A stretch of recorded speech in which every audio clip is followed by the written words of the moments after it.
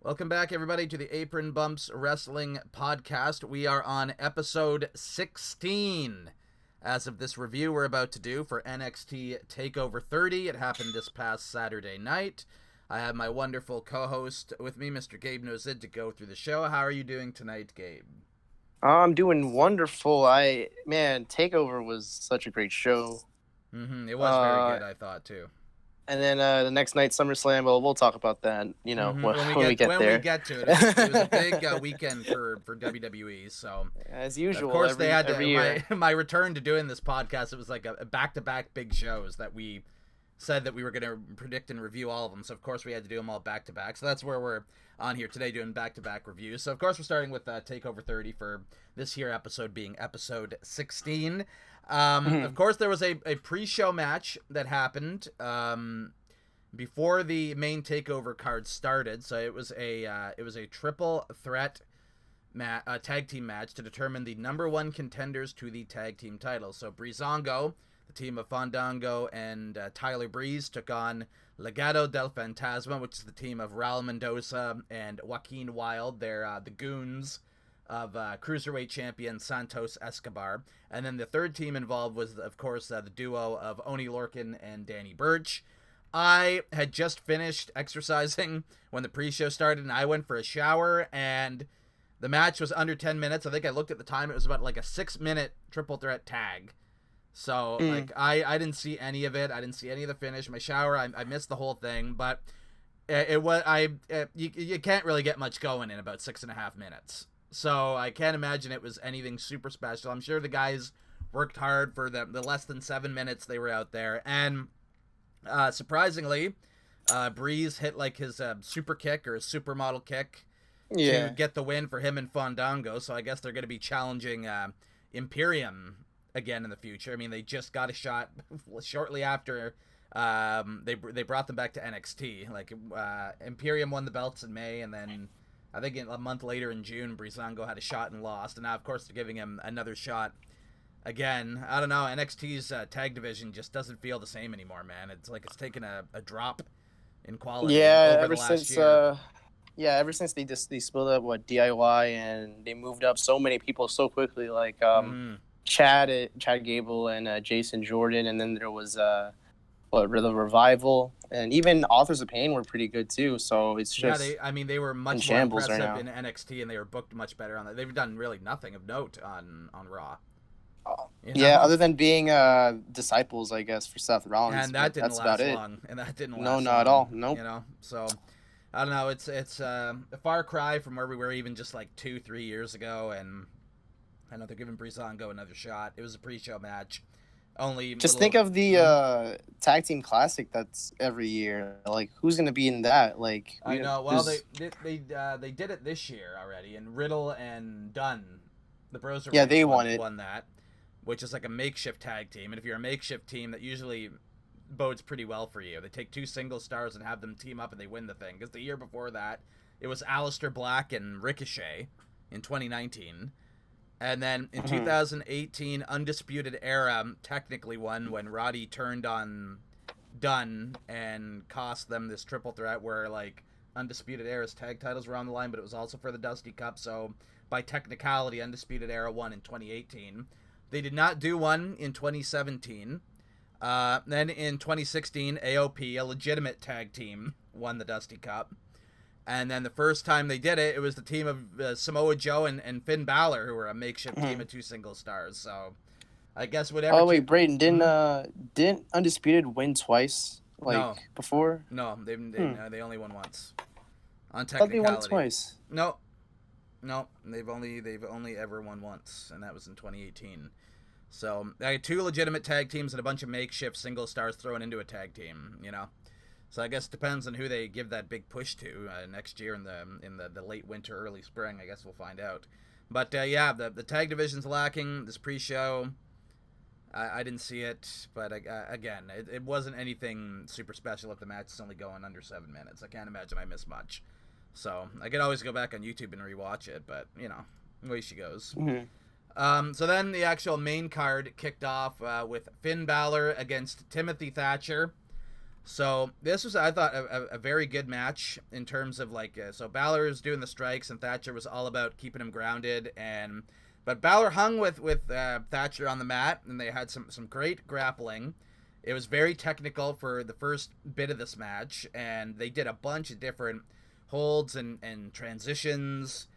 And I like that. I like when matches have that, and especially when they build. So like they kind of grapple out kind of slow to start, and then they kind of build up as they keep going, and they kind of build momentum just by doing mat-based techniques, which is kind of it's kind of awesome to see that, because that's like really stimulating a legitimate wrestling contest. I know it's not exactly like the Olympics, but seeing that type of ability is, I think, maybe in today's more spotty wrestling, isn't something you see all that much anymore. Yeah, you're right. You know what I mean? So for me, to see that in this opener, I was very much hooked on every grapple and trade and transition these two guys did, because again, the good portion of this match was done on the actual mat, as you would expect from Thatcher. It's kind of it's his gimmick of sorts, and he's very, very fantastic at it. And Thatcher starts really taking advantage and kind of stretching Finn in a variety of different submissions, just showing his massive repertoire. I guess he would give Chris Jericho a run for his money with the 1,001 holds. I guess maybe Thatcher's got about like 2,000. So, and then at least 2,000. Yeah, it's crazy. And then Balor ends up, hitting his chops and making his big fiery comeback. He gave Thatcher a double foot stomp to kind of build some separation. So Thatcher's down, and then Balor kind of ran wild for a bit, but then it became a thing where every once in a while where Balor would really, you think he was going to do the full-on comeback, Thatcher would get him in another submission and put him back down to the mat and put him in a precarious position where he'd have to get to the ropes and break. And this happened a few times. The most significant one being when I think Finn went for some sort of kick. I think he went for the overhead kick, and then Thatcher grabbed his leg and caught him into a single leg crab. Funny, we're talking about Jericho. There's a half walls right there. Yeah, I remember that. So Balor made it to the ropes and breaks, and then they do several different counters again, and then eventually Thatcher is, I think he was knocked off the top rope, and he's laying there, and then Balor ends up taking advantage and hitting the coup de grace, but that's not enough, because the Prince's actual finish these days is the 1916 DDT, which he did lift Thatcher up, hit him with it, and pinned him. I should have definitely went with Balor winning a fourth straight takeover. I didn't, because I thought, they got to give Timothy something. They got to give him a win, which they didn't. I don't know where he goes from here now. That's another big loss, and it's the loss of his takeover debut after all these well-done vignettes. But I guess they're keeping the momentum on Balor because they're having him win at takeovers. It's been a thing. He beat Matt Riddle at War Games. He defeated Johnny Gargano in Portland at the beginning of this year. He defeated Damian Priest at In Your House back in June, and now he's defeated Timothy Thatcher here at TakeOver 30's opener. I thought this was a very good match.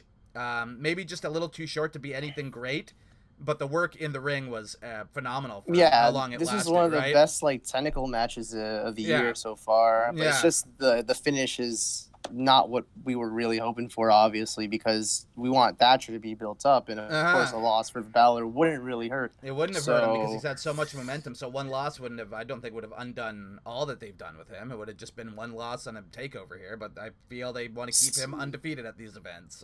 So what's next for Balor and Thatcher now? I don't maybe Finn is well, I guess I'm going to talk about Finn's future more as we get to after the main event result. Yeah, okay, I got you. As for Timothy Thatcher, I don't know what they're going to do to rehab him. They got to, I don't know who you even put him with to rehab him to get him a big win on television in the fall. I have no idea who you pair him with. Who's even on that upper echelon that, That win against Balor would have meant a lot. It would have meant a lot. Career. It would have meant a lot, but they got cold feet and they just went with Finn winning again, so... It is what it is. But after you told me they got him submitted from what's his name? Yeah, Loomis. Dexter Loomis. I just instantly thought, dang, they're probably gonna drop the ball on him soon, huh? And it looks like they're already dropping it. I'll give them another month, but it really depends on what they do. I would say put him in the North American title picture, but I think the champion who ended up won is a heel, which we'll get to him. I think. Well, here's the thing. Is he a heel? But is he a baby face? Yeah, but Keith Lee, he was like signed with W for a year until he really got spotlight in NXT, because he did a he lot only of had nothing. like little matches. He did a lot of Yeah, nothing exactly. in NXT for a while. Maybe poor Timothy Thatcher is gonna follow suit here. I don't know, but Yeah, the that's only that. difference between Keith Lee and Thatcher, Keith Lee wasn't really booked to look wacky sometimes. He would just get a win and then be quiet for a couple and then months. disappear from television for a while. Whereas Thatcher's like being built up in these vignettes as the ultimate stretcher, like the ultimate guy who can like just make a pretzel out of you. And that's the thing; they're even building him up in the vignettes every week. So I'm confused. And what yet are they he trying can't to do he can't with get one Thatcher? submission victory after all these vignettes. Are you fucking kidding me? You This can't is get bullshit. one. You can't make one guy tap out. Fuck. But anyway, I shouldn't be getting too mad about that. I'm a little salty that I was wrong about the opener in result, because other than that, I would have got the whole show right. If they would have booked Thatcher here to win, I would have been right 100% of my predictions, but they didn't. And again, it may sound like I'm hating the match, which no. Oh, no, I did not definitely hate not. this match at all. It was very good. It was too short to be anything great. They only got about, I think, 10 to 15 minutes, but they made it count, and I thought it was a very good way to open the show. The difference in styles really kind of helped, you know, like, and it's not even all that much different, because like any good worker can kind of adapt and go with the style of their opponent. I think that's about what Balor's very good at, right? Finn Balor's a great. He's very adaptable. Adapting it with any ring style, anybody. like, That's anything. He's definitely one of the best wrestlers in the world. I'm so glad he's a part of the NXT brand, And because he doesn't just adapt to the wrestling style. He also adapts to the, I mean, there is none, but the crowd as well, and even the storylines and everything. He's just good at adapting to it. I don't know what. It's just because they're both of these guys are like old school in the way they think and put matches together. Yes, so it was just two great workers getting some time to open the show. Finn is in his like late 30s now, isn't he? Right? Yeah, he's pushing 40. Yeah. Yeah. So he's definitely ending his career in like less than 10 years, I think. Yeah. So. Oh, how do you rate this, Brayden? I forgot. Okay, this would be, so if I were to do like a star rating, I'd probably give it 3 3/4. Which is like would be like a thumb and a half of sorts, because like 4 stars up is like 2 thumbs, right? So this would be like a solid thumb and a half, 3 3/4 stars, whatever you want to refer to it. So yes, very good. How about you? I'd give it a thumb and probably a quarter thumb, if that's a possibility. Yeah, an Orange Cassidy thumb. That's a quarter star less than me, so you know it's all good. Wrestling's subjective, you know what I mean? Yes, so thumb and an Orange Cassidy thumb, if it wasn't for the decision on Finn winning. But other than that, it was a really great technical match to open up the show too. So it's but with Finn winning, if they're going to position him to kind of go for the main event title, I understand them giving him another win and keeping him undefeated at Takeover. It makes sense to me if they're going to push him in that direction, which they might, and we'll get to that a little bit later. Yeah, I'll talk more about that too later with you there. So next up was the thing I thought would open the show, and that's the ladder match for the vacant NXT North American Championship. And I'm going to go out on a record here, and even though he didn't win, I thought Bronson Reed was made into a big deal in this match. Really? I thought this match put him over huge, even though he didn't win. All the key spots were him. He showed something out there tonight, you know? So all the guys come out. Johnny, of course, is here. Johnny Takeover in a ladder match. Velveteen Dream was the last person to qualify and the last guy to come out. Everybody's in the ring, and they use the ladders in some unique ways. I mean, I guess with how the dasher boards are set up, there's like less room to do like really crazy ringside ladder crush dive, or like, you know, if you set a guy up at a ladder and crush him through it, there wasn't really much room for that with the plexiglass, so they had to kind of work around that, and I thought they did a fairly good job of that. Bronson, he kind of ran wild. He did the big ladder helicopter thing to everybody. He splashed everybody in the corner. He had a big moment where he dived off the ladder, I think a couple times. One of the more key ones was when Candice came down and she prevented Cameron Grimes from winning, and she kind of slapped him around and took him out. And then she climbed up there and I guess was trying to grab the belt for Johnny. I don't know, but then no. Yeah, I was confused on Candice's role here. Other than I gotta help my husband. So well, I mean they're heels, right? So of course it's gonna happen. So she climbs up there, and then Bronson Reed's up there, and Johnny is there as well. It's like both husband and wife went up. Or no, Johnny's laying down on the mat. That's right, he'd been taken out. And then Candice jumps on Bronson Reed's back, so he just says literally "fuck it," and then he dives off with Candice on his back and gives Johnny a huge splash. Must have sucked to be Johnny. That's a lot of weight coming down off on you. That's horrible. Ladder, but I take it. And it went fairly well. Johnny also did a beautiful, it was like a one final beat DDT. I think it was to Cameron Grimes. And it was actually on a ladder that was set up. That was awesome. That was amazing. It was a great spot. It looked beautiful. He gave that one final beat to a few people on the floor a couple times. It's a really nice looking DDT. It's crazy that like Johnny has gone from he has had a million finishers. And now it's just like the fancy Randy Orton DDT is now his legitimate finishing move to get a pinfall rather than tapping people out with the Gargano escape. Velveteen Dream had a couple of his moments. There was a moment where he was at the top of the ladder, and was it Bronson Reed who knocked him over, and he fell it seemed like forever he fell. It doesn't matter far away. Yeah. Velveteen ate 2 tables. He flew past the plexiglass on this fall. He got knocked down and he flew, man. He flew, absolutely flew. Must have been a bad landing, or they just shot it in a way where it looked like he died more than he actually did. You know what I mean? Maybe it was the camera angle of it, but it looked like he fell pretty far and crashed and burned. That effectively took him out of the match. Cameron Grimes had a big tease where it looked like he was about to win, then Johnny kind of stopped him, and Johnny died and got back up a million times throughout this match. Priest was pretty agile. He did quite a few fancy kicks to people through this match, did some really cool power spots, almost died diving off of the ladder. So there was a moment where everybody was battling on the outside, and there was a ladder set up on the top rope facing the right side of the ring, where by the ramp where everybody was fighting, and Priest ran up it to do a dive or a helo over the top, but it looked like he caught his foot in the ladder and he barely made it over. He barely made that flip. I was just he almost killed himself on that helo, but he survived. He somehow did have enough momentum to make it over to his back and got caught, but he's a big guy. So he is a big guy, and I give him credit. I give him all the credit in the world for going for that. But I was oh, buddy, you were one moment away from I don't know, maybe tearing something in your leg there or getting hurt in some way.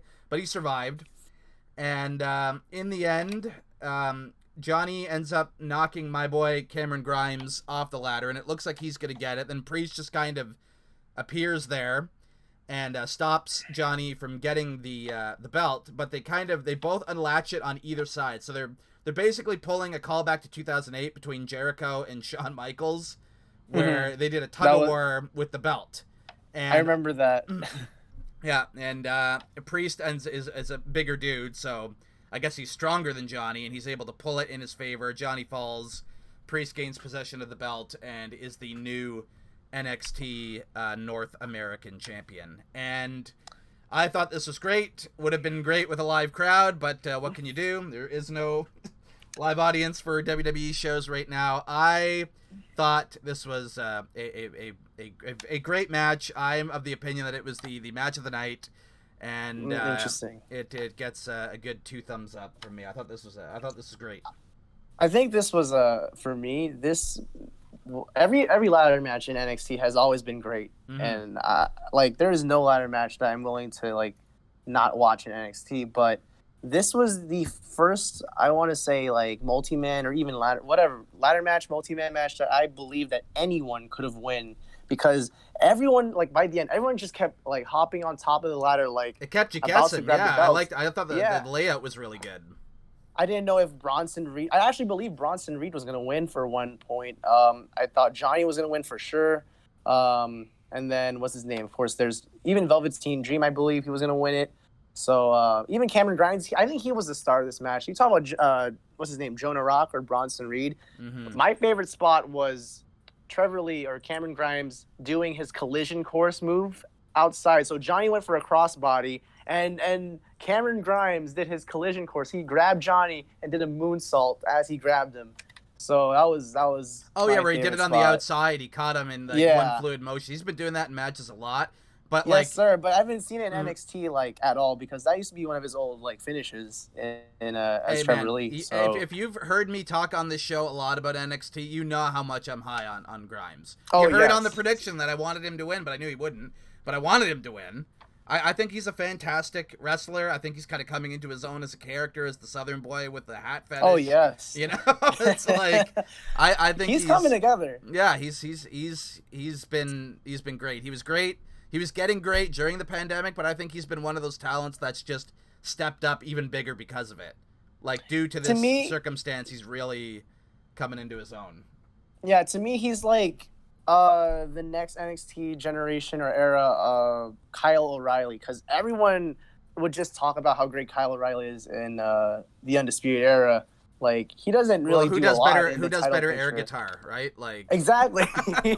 And you can tell, like, Cameron Grimes, just like Kyle O'Reilly, is developing their special character and charisma in the NXT show or brand. So it's awesome to see Cameron Grimes just really evolving in this brand, and I'm pretty sure all of us can tell he's going to win the North American belt. Oh, he's got to be in line for it at some point. Like, oh yeah, definitely, sir. So I think he was a star of that match, in my opinion, and if I were to rate this, I think I would give it 2 thumbs up, but it's not my match of the night. Really?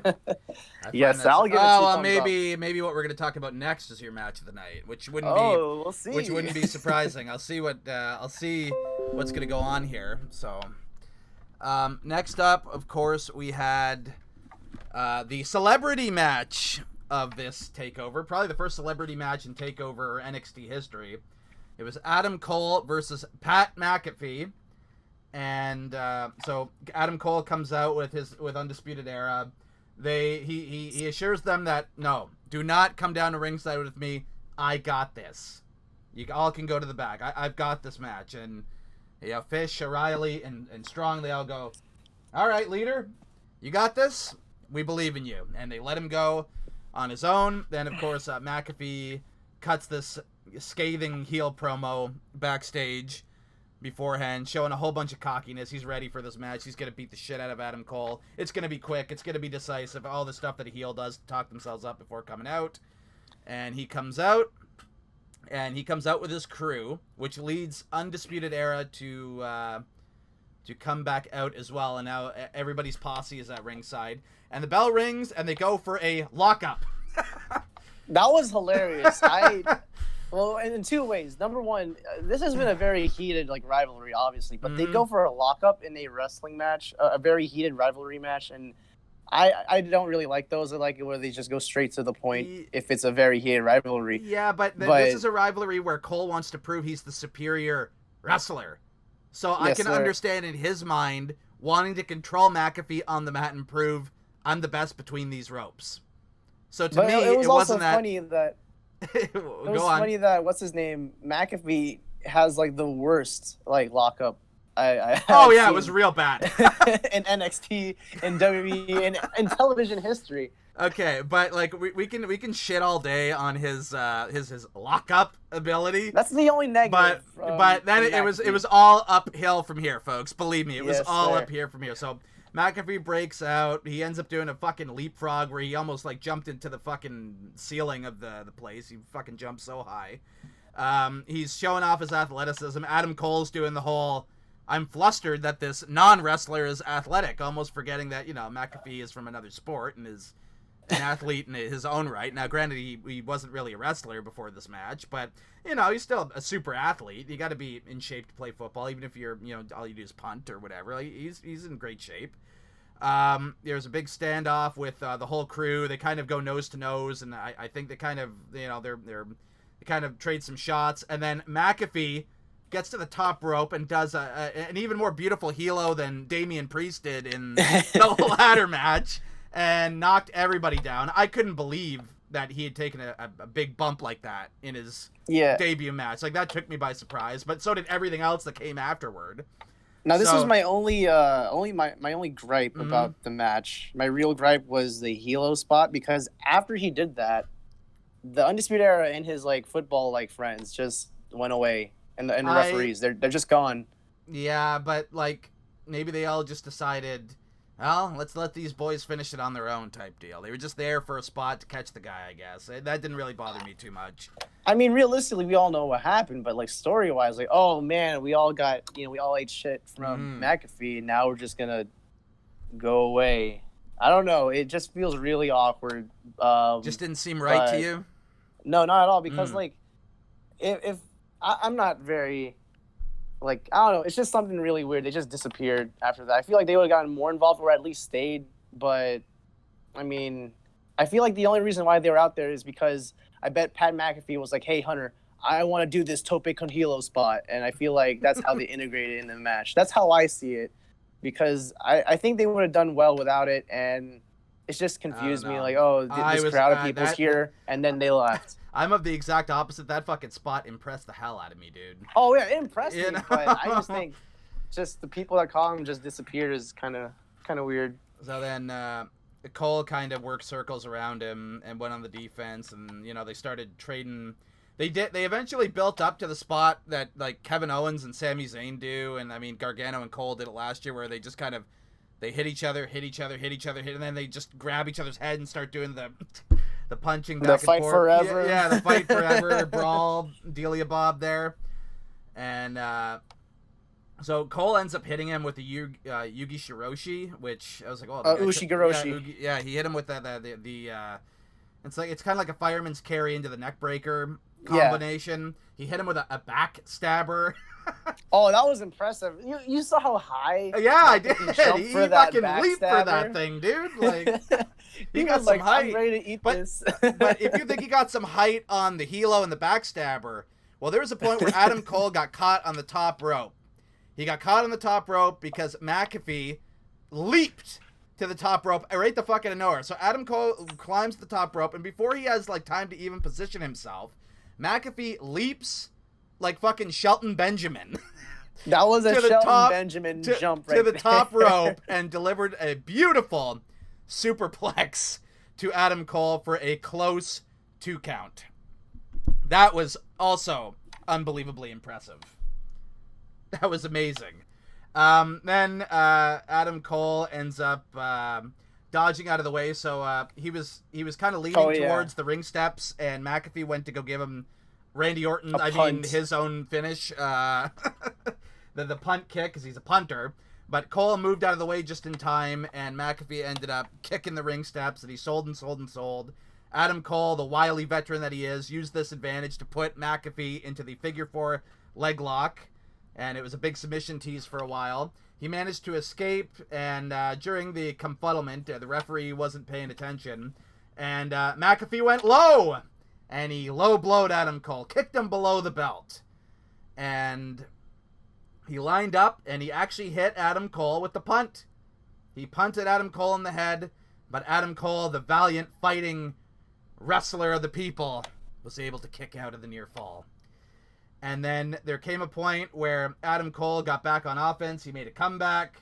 He was signaling to do the last shot, but then he stopped. And thought, nah, I'm going to do something even more impressive to this fucking guy. I told myself there was one move that was not going to happen in this match, and I was completely wrong. Yeah, you were wrong. Because I was like, I don't think McAfee would be able to take that kind of move, because that move, it takes precision and skill to like really land that safely. Yeah. And lo and behold, go on. Yeah. So, and that's 2 takeovers in a row where Cole won with this move, by the way, which is an impressive thing, because that should be winning him matches. It shouldn't just be a transition spot. So it was his old finish too. Yeah, so. I know. They should keep it that way. Last shot should be like what sets it up, and then he hits this and finishes matches. I'd love to see pile drivers win, folks. So it happened here. Adam Cole, after signaling for the last shot, said, "Nah. That move isn't good enough to finish this motherfucker. I'm going to hit a fancy-ass fucking move that he can do nothing about." And he climbed to the top rope. He did the gun sign. McAfee gets into position, and Adam Cole hits the Panama Sunrise, the flip pile driver. McAfee took it like a champ. He did it perfectly. McAfee took that move perfectly. Absolutely perfectly. It was probably, and Adam Cole pins him in the middle of the ring. He wins. It was probably the best celebrity match ever in like all of WWE history. And I don't think I'm going on too much of a stretch saying that. I've had a lot of people agree that for, an outsider coming in and working against a wrestler, this is probably the best one ever, I think, that I've seen. I think the last time that was there was a celebrity match that was this riveting, but I'm pretty sure the McAfee one is the best one ever, was Stephen Amell and Stardust. I think that was pretty good too. Yeah, and then I remember I enjoyed Floyd Mayweather's work with the Big Show a long time ago. I remember that being pretty. I don't remember that one too well because I was like 8 years old. Yeah, you were young. I was 15 at the time, so I remember that pretty clearly because WrestleMania 24 is one of my all-time favorite WrestleManias. But those were not as memorable as those were. They still weren't as fucking great as this. So, yeah, this is definitely the best celebrity match. So as I said, his lockup may not have been pretty, but fucking everything else he did was. Literally everything else he did in this match was fantastic. What a debut! Like, I wouldn't be surprised if Vince called him up like very soon. They signed Gronk. Like, yeah, fuck before, Gronk. Like, to have matches before. Bring Pat back. He's got the potential, man. Like, he's been signed for a while, but he was never signed to have matches. Gronk was signed to have matches. Yeah. And now, Vince got to be looking, going, this is the real football player we need to focus on. And here's the best part: McAfee was the heel in this celebrity match, which is like uncommon. Yeah.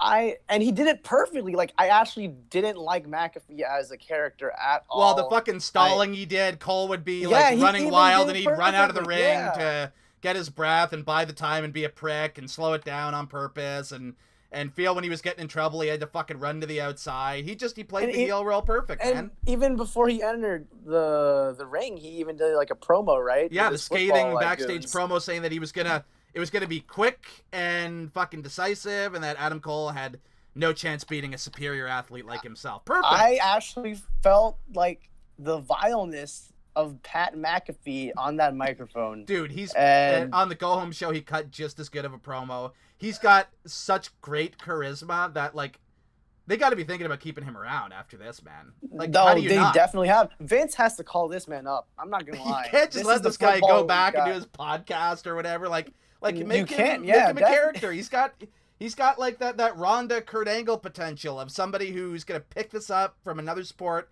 pick it up quick and be great in the transition. He's got that Kurt Angle Ronda Rousey vibe. I got that from this match, dude. As a guy from another legitimate sport coming into wrestling, having a killer debut, and tons of potential on the microphone. I mean, Ronda may not have been a big promo person, but Kurt ended up being a great promo. And of course. But I mean, like, just that outsider coming in and could have a great career in wrestling if they do end up sticking with it. I got that here, dude. I was unbelievably impressed with this. I love this match.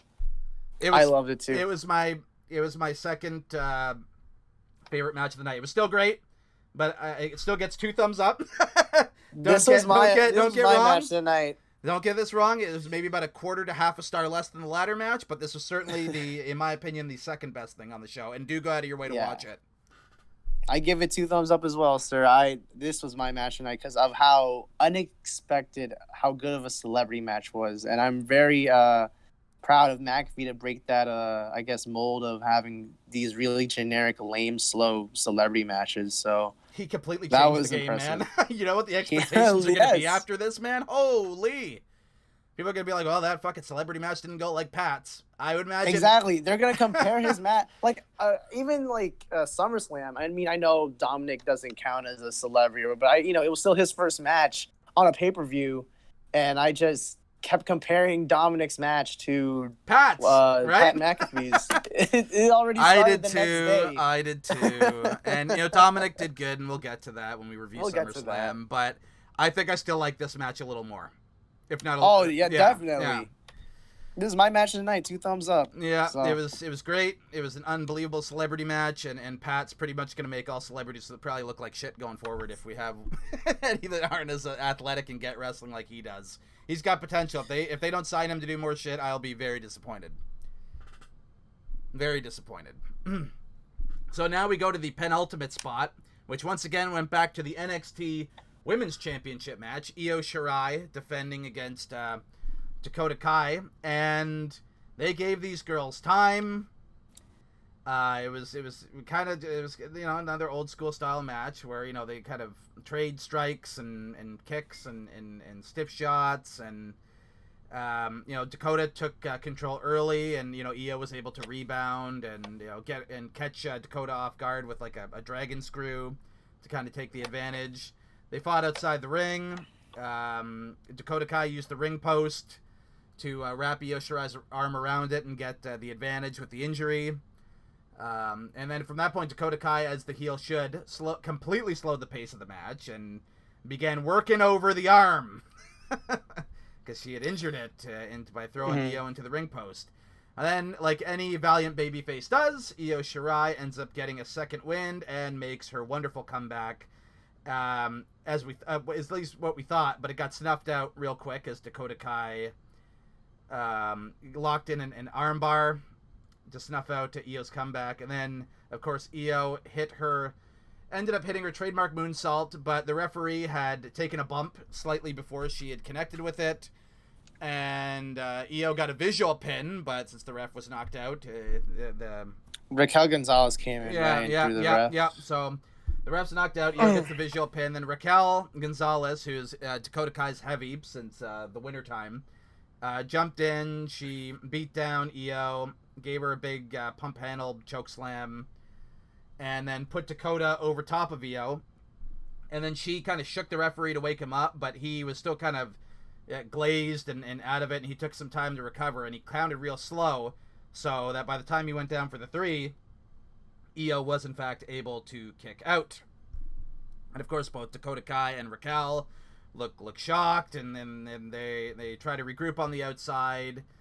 And at that point, Io comes off the top with a massive moonsault that Raquel takes the majority of, but she takes out both of them. That was nasty. I saw that. Yeah. She took to say she took it like a champ. It probably is an overstatement, but she got all that. Not as bad as Rhea Ripley. Not as bad as Rhea at In Your House, horrible. But that Raquel catch did not look too good, right? So anyway, Io then tosses Dakota back in the ring, hits a moonsault inside the ring, and gets the pin. Very good match. Again, much like, I would say it was similar in quality to the Balor and Thatcher match. Very good. I wouldn't say anything great, but they gave the girls a long time, and they worked hard, and it was some very good wrestling. And then after the match, of course, Raquel and Dakota double team Io after the match.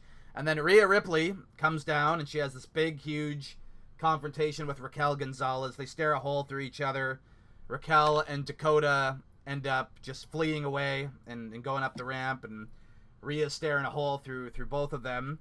And then it ends up getting to a point where Io ends up recovering and celebrating with her belt, and then Rhea's also eyeing down Io right before they cut to the next match. So I guess hopefully she's going to go back into the title picture at some point, I would hope. So, because she had a lot of momentum coming into this year, and the whole Charlotte thing I don't think did her any favors, and now they really need to I guess rebuild her and put her back into a position that matters.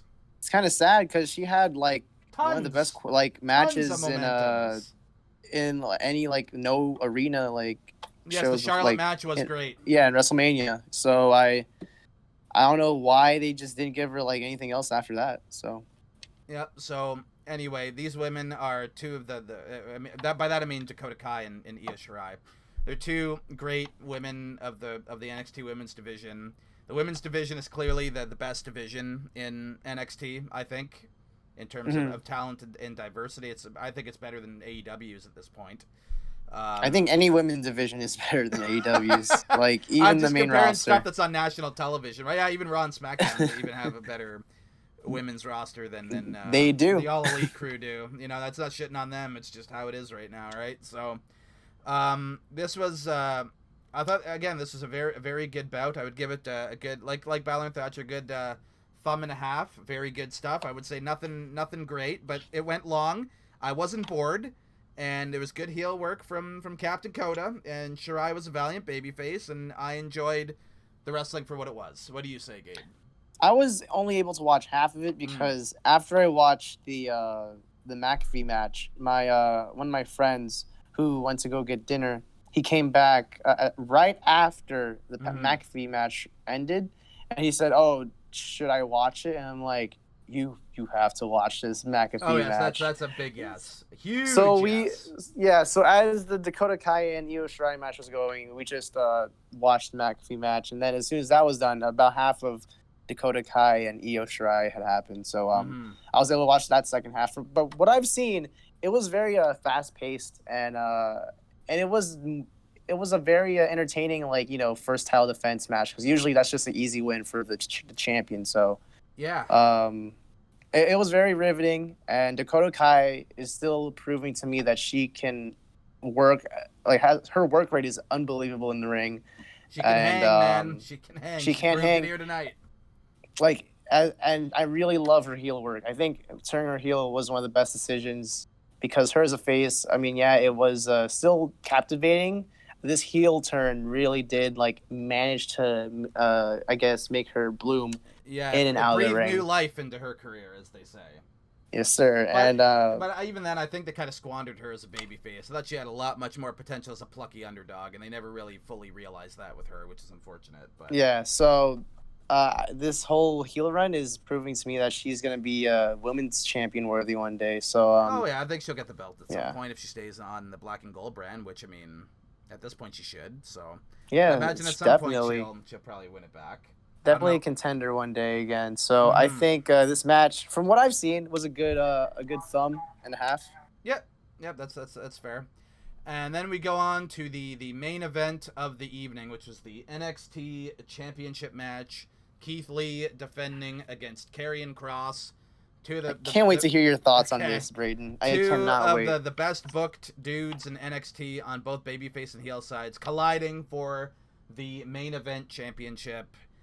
And it was this match was the Cross beat the shit out of Keith and stomped him and put him in an armbar and kind of choked him, and I found Keith had like no offense in this match at all. I thought Cross just kind of slowed him down, kept him in the mat.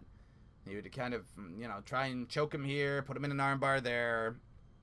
And they had a couple flurry of strikes and all that, but like this wasn't like I was expecting like big bombs to be thrown off, like big chop, big kick, big this, big that, couple big power moves from each guy. But it was really just Cross working Keith over on the mat in a variety of different ways and keeping control the whole time, which was, I mean, is fine. It wasn't anything super exciting though. And that was it was very it was very slow. It was very slow. And for a Keith Lee match, you wouldn't expect the match to be slow. I had like the Brock Lesnar like vibe match. Is that a bad thing? Like, I really felt like it was slow. Like, it's not Keith bad. Lee wasn't getting much offense. A lot of people were shitting on it. I don't think it was bad. It still held my attention, but it wasn't what I was expecting. A lot of bombs to be thrown off, like what would be a good example of just two hosses trading big power spots, like kind of what we'll talk about it at SummerSlam, but kind of what the Fiend and Braun did at SummerSlam a bit. Like, you trade the big move and then somebody no sells and kind of does a comeback or whatever. But like, I felt like it was just like Cross keeping Keith Lee on the mat and keeping him there for a really long time, which was not what I expected.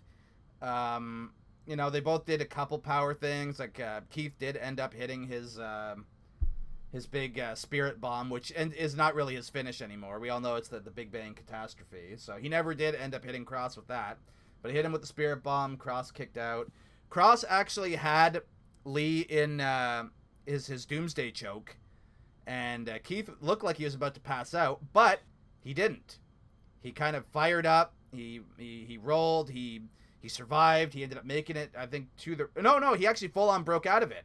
He did a big comeback, and he broke out of it. So nobody else has done that. I'll give Keith Lee credit there. He actually broke out of the choke. And I'm going to assume it's because of what happened to Cross. I didn't see anything clearly in this match where he got hurt. I didn't notice at any part him really favoring his shoulder or anything like that, but he did end up separating his shoulder during this match. And Keith ended up going to the top rope after this kind of slower, plodding type bout. And then Cross hit him with the big, giant... what kind of suplex would you call that? It was a Saito suplex. Yeah, Saito suplex. He hits everybody with this. It's one of his key moves. He hit Keith with this from pretty much the top rope and then pinned him. Just it looked like a transition spot, and he just pinned the guy clean after that. I think it would have been more effective if he could have choked Keith Lee out, but they had Keith break out of that submission and be the first guy to do that, so I guess they didn't want Keith passing out, or maybe they just needed to rush the finish because Cross was hurt. I don't know. That finish came right the fuck out of nowhere, in my opinion. That was abrupt as hell, dude. What did you think? It was out of nowhere, but I'm trying to figure out. I don't know if you know when in the match did what's his name? Did Cross injure his shoulder? Because after the match, did you notice? I didn't notice anything during the actual match itself. No, I didn't either. So I was probably thinking maybe it was so slow because of Cross injuring his shoulder. So I'm not sure. But when it was real slow, he wasn't doing much that could have hurt it. He was just getting, a hold here, a hold there. It wasn't like anything super exactly. strenuous. So I'm just trying to wonder where did he injure his when did he injure his shoulder? I'm sure he hit another Saito on Keith at some point. So maybe on the one that wasn't elevated, where he actually deadlifted him, maybe he. Oh, that might have been it. That's all I can really think about, because he did end up lifting Keith with his own strength in the middle of the ring, and he tossed him with one of them. About midway through the match, about midway through when they were kind of right before Keith hit the Spirit Bomb, he did catch him with one of those Saitos, and he did lift him and he tossed him. I'm thinking maybe he could have separated it with how big Keith is, and he couldn't quite hold him properly, and he injured his arm forcing all that weight up. I don't know, but he didn't look hurt after he delivered it. I didn't think he looked hurt or like he was really favoring the shoulder at all. I know you stay in character and you fucking grit through the end until you go backstage or whatever, but I didn't see anything where he, looked hurt or where I'm like, oh, that's definitely where he separated his shoulder. I couldn't tell, dude. I couldn't tell. Well, another, snag for me in this match was, obviously Keith Lee has, so many great matches with Dijakovic, and there were so many, great spots there. You're going to tell me a Saito suplex from the middle rope is going to end his championship reign that quick and abrupt? So it was, I didn't really believe that. I didn't like the finish. Yeah. So this match was all over the place in the word wrong and bad. So I don't think it was a bad match. I think it was different.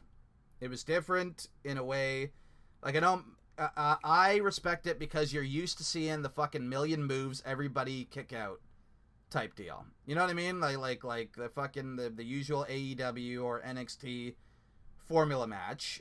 You know what type of formula I speak of, correct? I know what you're talking about, but this is Keith Lee we're talking about. I know, but there's a big announcement that came with SummerSlam, and it is now, I might as well talk about it, so we will maybe talk about it a little more, but during SummerSlam last night, it aired that Keith Lee is going to be a part of the Raw brand going forward. He's done with NXT. Yep. He's done with NXT, so he's losing the title to a big heel on the way out, and I think Vince loves him, so I think he's going to do great things on Raw.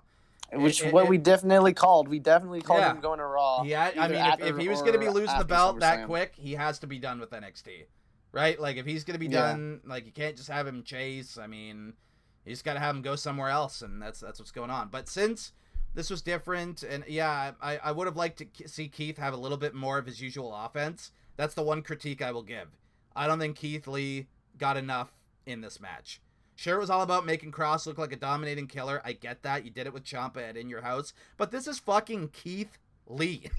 This is exactly the limitless one. I would have liked to have seen more than a couple chops and a spirit bomb. I would have loved to have seen a full-on... I don't think he gave him the pounce.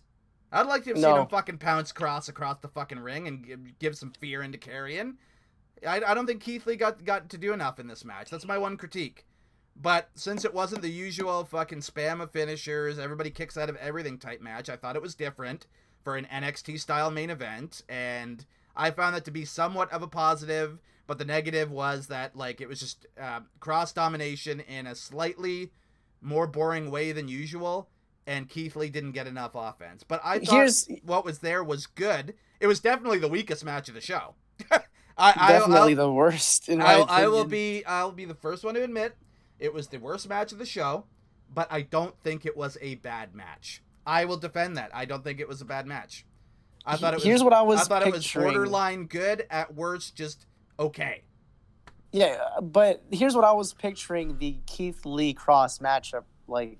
You know, the whole Keith Lee, like, power moves and kickouts, whatever, and then Cross would just end it, like, right there in a snap. Like, now it's his pace. Now it's Cross's pace, since he's going to be making it slow. And, of course, he's going to put in his shindigs and all. But it was just all, I think, to be honest, all under Cross. And even when Keith Lee had whatever offense, it was slow, too. So this is definitely what I did not envision in a Keith Lee Cross matchup. So this is gonna get me to give them a thumbs down for this review, sir. Oh, an actual thumbs down. I'm gonna be nice. Yeah. Give it thumbs in the middle.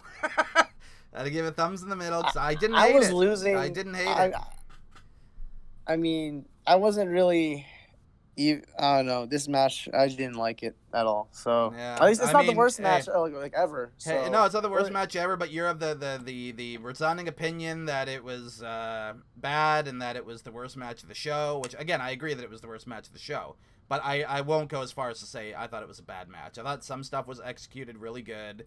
I thought, Cross and Lee worked hard for what they did. They definitely did work hard. So there was effort there, and it was different compared to most stuff that you usually see in an NXT main event, and I kind of enjoyed that for one takeover. So speaking of work hard, what's next for Cross? Because we all know he's injured. And what's funny is WWE, they announced his injury, and then 2 hours later, Cross tweeted, here's TikTok, new beginnings or whatever. So I'm like, why are you going to announce like, hey, foreshadowing, whatever, when WWE like announced your injury 2 hours beforehand? Well, considering it's a separated shoulder, maybe his timeline for return isn't long, and they'll just keep him in the title off television, and he'll come back and still be champion. I mean, unless they like vacate it on.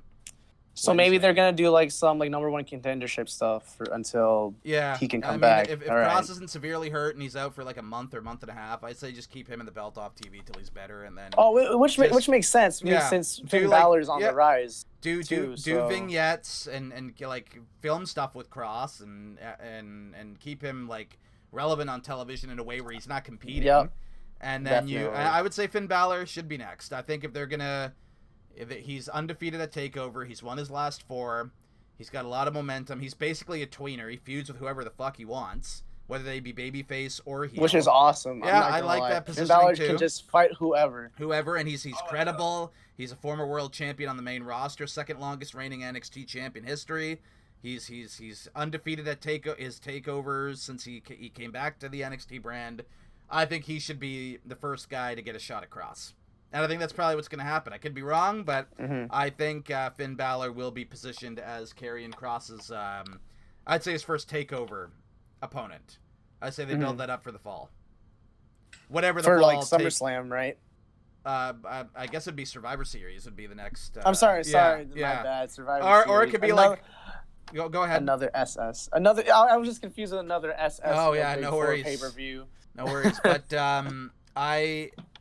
if they even have it Survivor Series weekend, it could be like Portland and in your house where it happens on its own weekend in even October or December.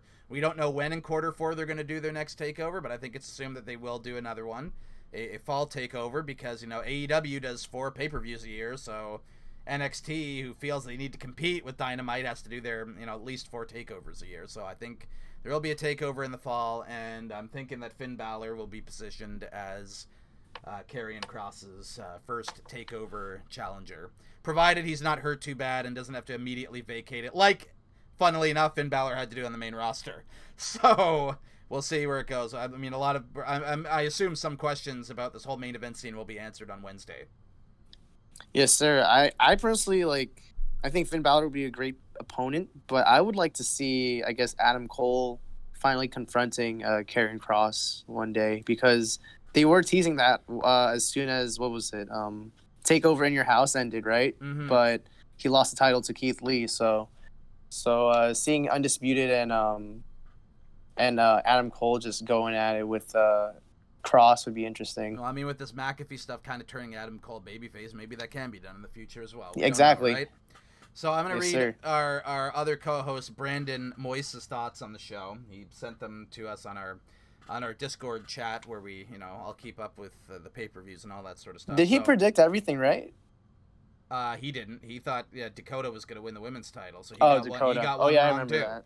We each got one wrong. I got the opener wrong, and he got the women's title wrong. So for Balor Thatcher, he said it was good for the most part. He thought that there was too much grappling in the match. Imagine grappling. Too much grappling. Imagine. I'm gonna rib him here for this. Imagine grappling in a wrestling match, right? I'm shocked. I thought it was There should have been more flips, or maybe even some suicide dives into the some more fucking helos or some shit over off the the rafters or something, He said it held Balor back from doing his normal moveset. I'm pretty sure Balor still hit every fucking normal move that he did in this match. Definitely. He hit a sling blade. He hit the reverse 1916. He hit the regular 1916. He hit the double stomp, like not the coup de grace, but the one he'll just pull out. Double stomp. For a quick offensive move, and he did the coup de grace and the regular 1916. I mean, we already talked about this, Braden. He's like one of the greatest chameleons in this business. He can adapt to whatever. So he gave it 3 stars out of 5, which is a fine rating. I'd go about half to 3/4 higher than that, but that's fine. North American ladder match to him was the best match on the card, and it lived up to the hype. I agree, despite the ring being so close to the plexiglass, which I also mentioned during the review. Where you couldn't do as much ladder bridges or all that normal shenanigans, but they still were able to work around it, and he thought that what they did was fantastic, and the match kept you on your feet because you didn't really know who was going to win, which again echoes our opinion on the structure for the ladder match, that it was, it was laid out very good and kept you guessing on, oh, that guy's going to win it this time, and then they would get cut off right before they were about to win, then somebody else would be alone on the ladder, and they'd find another way to cut that person off. So I agree. It did keep me on my feet, and I did very much enjoy it. He gave it 4 stars out of 5. Again, I'd go about 1/4 to half star higher, And then Cole McAfee exceeded his expectations and delivered, and he'd say it was the second best match on the card. So he's, in my opinion, there. McAfee showed up and showed out, and the storytelling was amazing. He gave it 3.5 out of 5, which I think is a little low. I'd go at least half a star higher. And then Dakota and Io pretty much expected what happened, even though I picked the upset, meaning his result, which was wrong. It was a decent match with a great finish, and I think he's going real low here. He gave it 2 3/4 out of 5. I think those. I would say go at least half a star, if not 3/4 of a star higher. That was a very good match. And then it's really good. And then Kross and Lee, he said he was stoked that Kross won the title, but he was disappointed with how the match was told. Lee didn't hit any big power moves other than his power bomb. I would have loved to see Kross kick out of one of the Big Bang catastrophes. It was a terrible finish. I would have booked it for Kross choking Lee out without him tapping, which would have made Kross look stronger, as one would think he should. I don't think it was the best match those two guys could have done. It was like a big UFC heavyweight battle that started great, and you're thinking someone's going to get knocked out, and then it goes longer and longer and longer, goes on forever, and both guys end up looking sluggish for multiple rounds. That's how I would have to describe this match. That's a good description. That is a good match. That is a very good description. Wow. And he gave it 2 3/4 out of 5. That's a fine rating. That's about where I'd give it. If not, I'd go maybe 1/4 and give it 3 out of 5 max. That's about in the same ballpark. Again, he's tying it for Dakota and Io as both being the 2 lowest rated matches for him. I thought Dakota and Io was fucking a million times better than Kross and Keith Lee, or like at least a decent amount better. I thought the main event was the worst match of the show. Overall, I thought it was a good show for being a pandemic show. It wasn't the best, though. The world is crazy right now, so you have to expect things not to be their best. I agree, but I will go on to say that I thought this takeover was better than In Your House. The first. This was a very great show. Like, other than the ending, like, take away the last match. I think that the show would have been a good. Would have been a good 2 thumbs up, like, but because of that, I'll give it a thumb and a half. I give it a thumb. I give it a thumb and a half as well as a show. I won't give it an exact 2 thumbs up. Yes, sir. But 2 thumbs up's like Takeover Portland, whereas I think I probably gave only 1 thumb up to In Your House, right? Like, I thought this was better than the In Your House show in June. So that to me was certainly a positive. And yeah, In Your House, it was only known for the main event. Yeah, the main event was like the only match worth watching. Whereas with this, there's Keith Lee and Gargano, but those were 2 matches compared to 4 great matches. Yeah. In what's it called, Takeover 30. So this is a very good show, if not just borderline great, and I would say go out and watch it when you can. So that leads us to Plug City, my dude. You got anything you got to plug? Because now would be the time.